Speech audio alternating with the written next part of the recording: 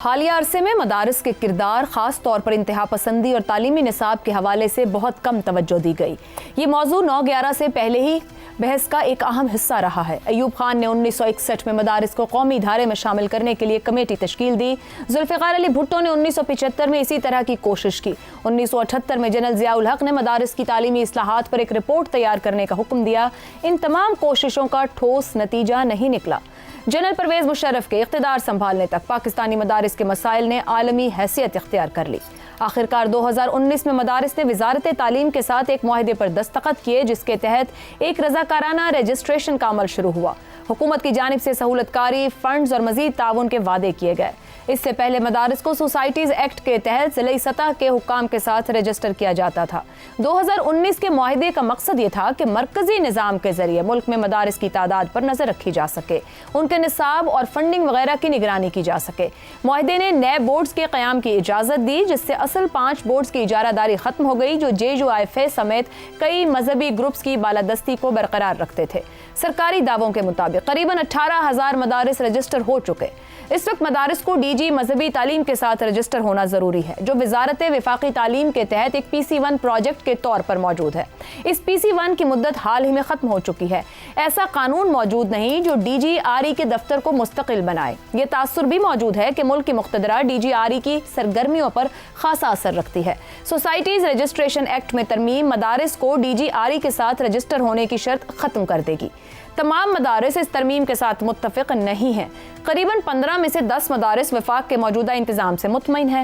रियासत के पास इन मदारिस की तादाद, फंडिंग के ज़राए और इनकी सरगर्मियों के बारे में महदूद मालूमात हैं।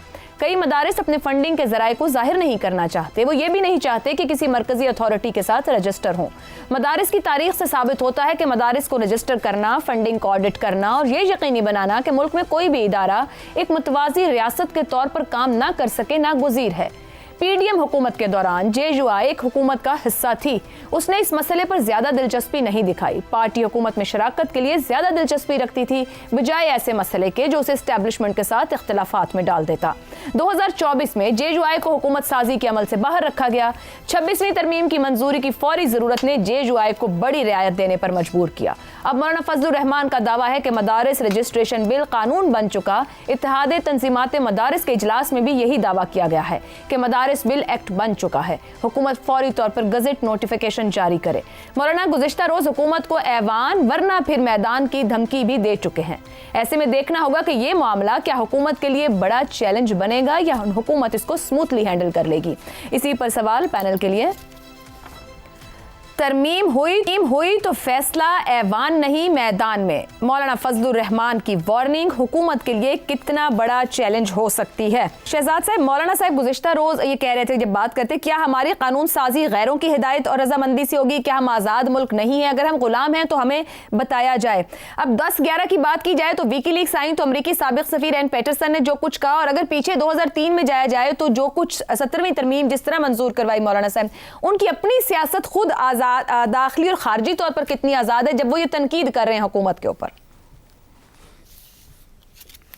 और सिर्फ मौलाना साहब नहीं, मेरा ख्याल है कि मौलाना साहब अगर ये भी कह रहे हैं तो बहुत देर से और बहुत लेट कह रहे हैं। हमारा मसला मदारिस का कब स्टार्ट हुआ? उस वक्त स्टार्ट हुआ जबकि हमारे यहाँ नेशनल एक्शन प्लान को बनाया गया, और वो नेशनल एक्शन प्लान हमारा एक कौमी फिक्र के तौर पर सामने आया, जिसमें इनकी अपनी जमात भी शायद शामिल थी, जिसमें कहा गया कि मदारिस की रजिस्ट्रेशन होगी। और ये एक नुक्ता था नेशनल एक्शन प्लान का, जिसकी वजह से ये हमारे कानून का एक हिस्सा आहिस्ता आहिस्ता बनता नजर आया। दूसरी बात, जब आप पैटफ के मामलात में फंस गए, वॉर ऑन टेरर के अंदर, और सारी उंगलियां आपकी तरफ उठना शुरू हो गई दहशतगर्दी के कॉन्टेक्स्ट में, सही या गलत, मोस्टली सही, तो उस सूरत में फिर लोगों की नजर आप पे गई और आपसे कहा गया कि आप मदारिस को कंट्रोल कीजिए, उनको किसी ज़ाब्ते में लेके आइए।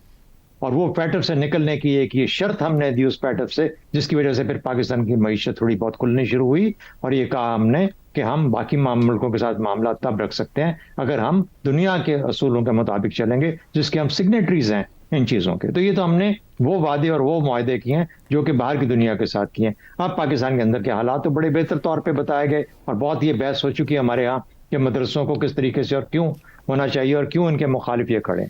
जिस किस्म की नज़ाकत है पाकिस्तान की सियासत की, वो ऐसी है बदकिस्मती से कि एक चिंगारी की जरूरत है पीटीआई तिलमिला रही है, उसको महवर नहीं मिल रहा, उसको वो चिंगारी नहीं मिल रही। वो चिंगारी लगाने की कोशिश करती है लेकिन वो चिंगारी बन नहीं पाती। जैसे एक दो मरतबा कोशिश की लेकिन वो बन नहीं पाई। क्या मौलाना वो चिंगारी बन सकते हैं? अगर मौलाना आते हैं तो क्या चकजई साहब आ जाएंगे? क्या जमात इस्लामी शामिल हो जाएगी? क्या फिर पीटीआई पंजाब में भी और खैबर पख्तूनख्वा में भी उसका हिस्सा बन जाएगी? क्या वो एक वाइडर मूवमेंट बन जाएगी? तो ये वो मुश्किल है जो कि इस वक्त, जिसको आप कह रहे हो कि हाइब्रिड निजाम, जो कि हुकूमत भी है और जो कि हुकूमत के साथ मिले हुए लोग बाकी भी शामिल हैं, ये सब इदारे, इनके लिए मुश्किल इस वक्त ये है। तो मेरा ख्याल है कि मौलाना को किसी ना किसी शक्ल में मनाना तो पड़ेगा। और ये जो मामलात हैं जिसका तल्लक हमारी मईशत के साथ है, IMF है, पैटफ है, फिर हमारा अपना नेशनल एक्शन प्लान, चलें अपना घर की बात है, नेशनल एक्शन प्लान को हम ना भी करें, कोई हर्ज नहीं, 2-4 हज़ार जाने और दे देंगे। लेकिन कहने का मतलब ये है कि कहीं ना कहीं पे तो हमें अपने कोई एक रैशनलाइज करना पड़ेगा इन चीज़ों को, कम से कम दुनिया की खातिर। और फिर वही बात है, वही तरीका है कि क्या 26वीं तरमीम की कोई कीमत हम खुदा न खास्ता अदा करने जा रहे हैं 26वीं तरमीम को रखने के लिए, उसको करने के लिए? तो सियासी मामलात के अंदर उलझा हुआ मुल्क, इसको सियासी तरीके से इसको रास्ते ढूंढने पड़ेंगे। और ये तरीका नहीं हो सकता कि सौदेबाजी की बुनियाद पे आप किसी वजह से कोई एक ऐसी बड़ी बड़ी तरमीम कर दें और उसके बाद उसका असर जो है वो आपके हर एंगल पे हो, हर तरीके से हो।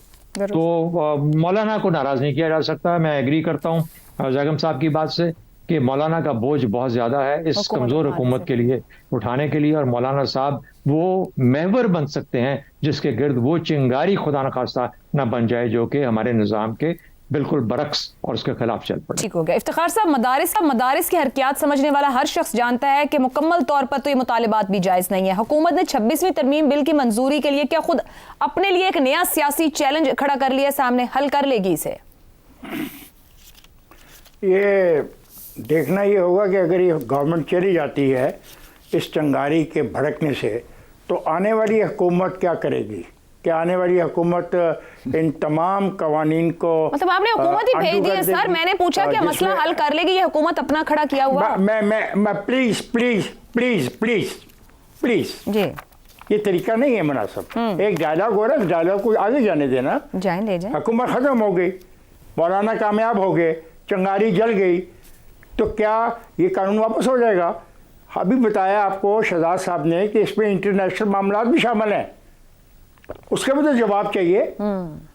और वो गलत नहीं कह रहे, जो FATF की बात कर रहे हैं वो गलत बात नहीं कर रहे हैं। तो हमें तहम्मुल से चीज़ों को देखना चाहिए। मेरा ये ख्याल है कि इस मुल्क के अंदर तमाम अदारे रेगुलेटरी अथॉरिटीज़ को मानने से इनकारी हैं, और ये मामला हल हो जाएगा। आप देख लीजिएगा, कुछ ले और कुछ देगा, क्योंकि कॉन्स्टिट्यूशनल मैटर है। और मेरा नहीं ख्याल कि दोनों तरफ इतने लोग बैठे हैं जो इस किस्म की फ़ज़ा को सपोर्ट करेंगे, उनको फ़ायदा कोई नहीं है। मतलब गवर्नमेंट चली भी जाए तो ये मुतालबा मान लिया जाए तो फिर FATF का क्या करेंगे हम? So there are serious things. तो आई होप कि सेंस विल प्रिवेल और हालात इस हद तक ख़राब नहीं होंगे। अगर ड्राफ्टिंग में कोई कोताही है तो उसको रीड्राफ्ट किया जा सकता है। ठीक हो गया जी। गुफ्तगू को कंक्लूड करेंगे कि हुकूमत ये उठा सकेगी और ना ही किसी और तरह का सियासी रश सड़क पर बर्दाश्त कर सकेगी। किसी न किसी तौर आईनी मामले को सियासी तौर पर हल करना ही हुकूमत की तरजीह होनी चाहिए और हुकूमत हल करने की कोशिश करेगी।